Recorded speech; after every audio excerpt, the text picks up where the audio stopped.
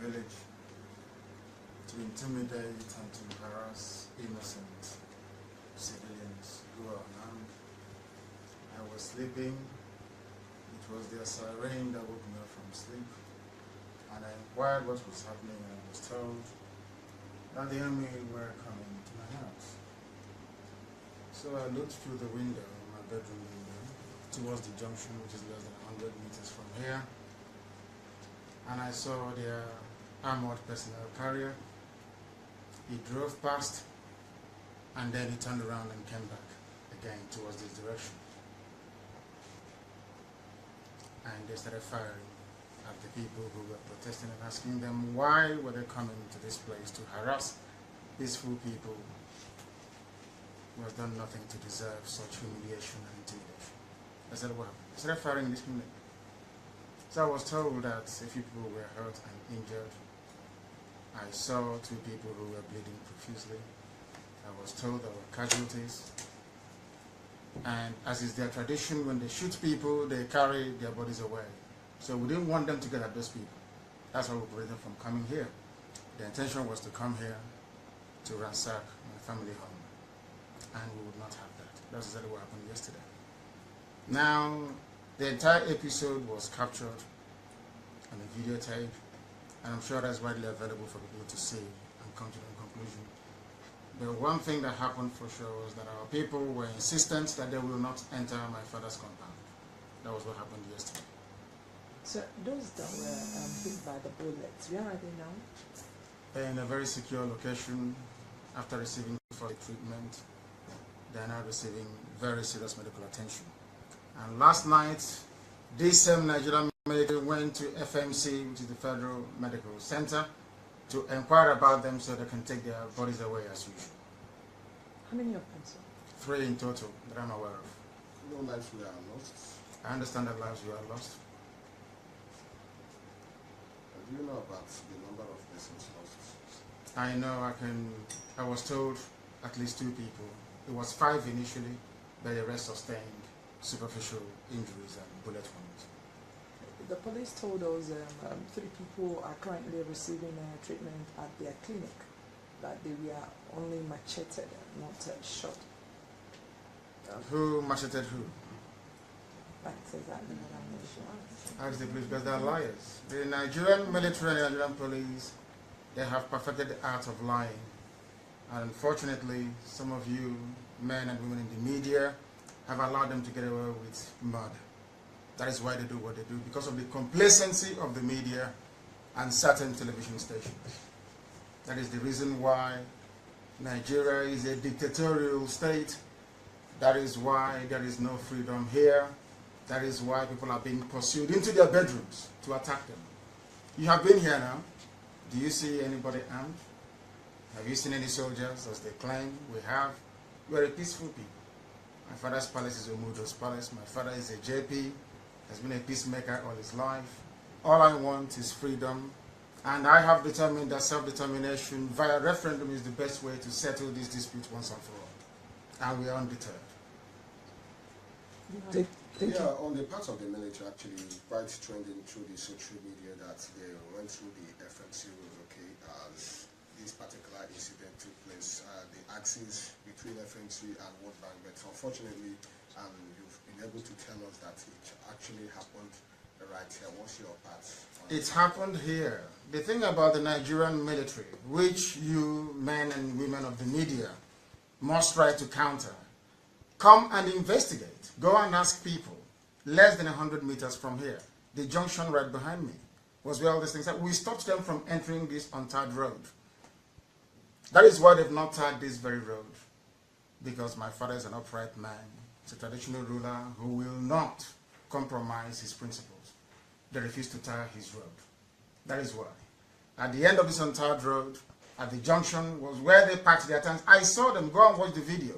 They moved up and they reversed and came back. They turned their tires to come in here. And the young man said, no, they won't come in. That's exactly what happened. And we maintain and will continue to maintain that we remain peaceful, determined and very resolute. Nothing is going to stop us. Nigeria is bringing war to us. We are not fighting anybody. It is Buratai and his men that are bringing war to us. They want us to become armed so that the world can say that Nnamdi Kanu is leading a violent armed group, which is not the case. They are provoking us to war. And it's your duty as journalists to make sure that the world understands this. Okay, there was this report that you had a meeting with the Southeastern governors. What was actually the outcome of that particular meeting you had with them? I think my primary concern now is for the family of those that lost their lives and for the people in hospital receiving treatment. When the time comes for that, I will gather you people from the media to brief you as to precisely what we are doing. Thank you. Thank you very much. Thank you. Please, I want to ask for permission. Can we take shots of from the gate here to... Of course you can, yes. Yes. I'll show you exactly where they came. I'll show you exactly where they came to.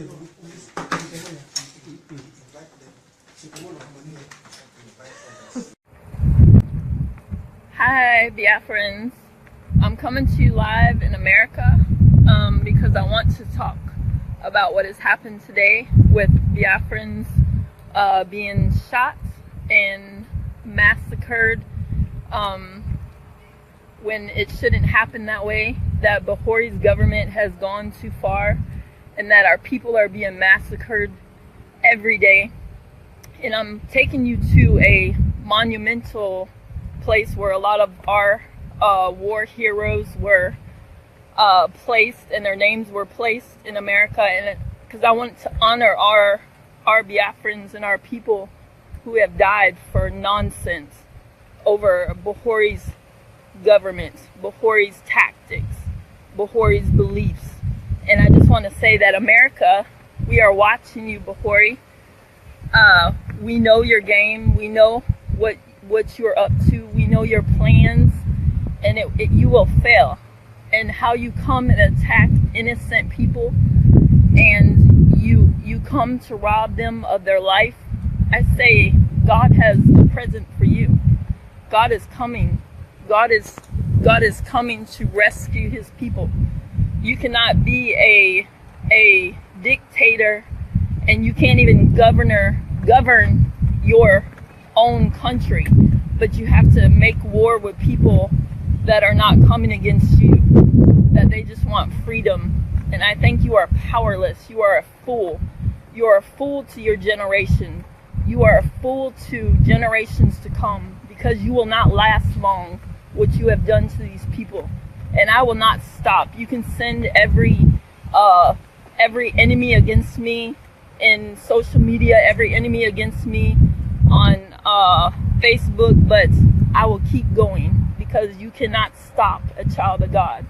And I will make sure that America sees what you have done today, what you continue to do to the people. And see, I will put their names with us here in America. See, these are fallen soldiers here, but I will place Biafra in the same place that our soldiers have been placed, and that's high. We sit in a place of highness.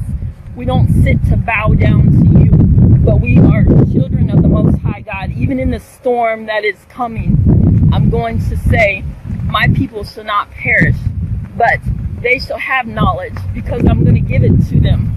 Our leader is going to give it to them, and our people will come out of this. That God has a different plan. I don't care what your plans are for them, and that you come where they're empty-handed. You have come to mark them with not having a capability to take on your tactics. But I will tell you that God says he will destroy the enemies. He will put them under his feet.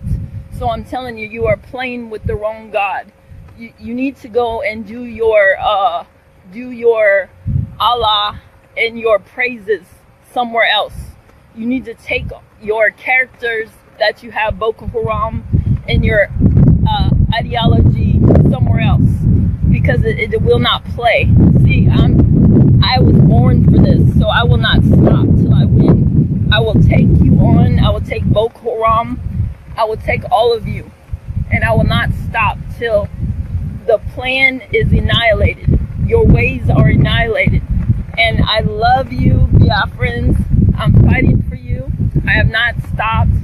Sometimes I gotta be silent because you don't let the enemy know everything you're doing. But I tell you, I place you in the highest with our American soldiers, and you will not die unnoticed. You will not die. Your plan, your way is not death.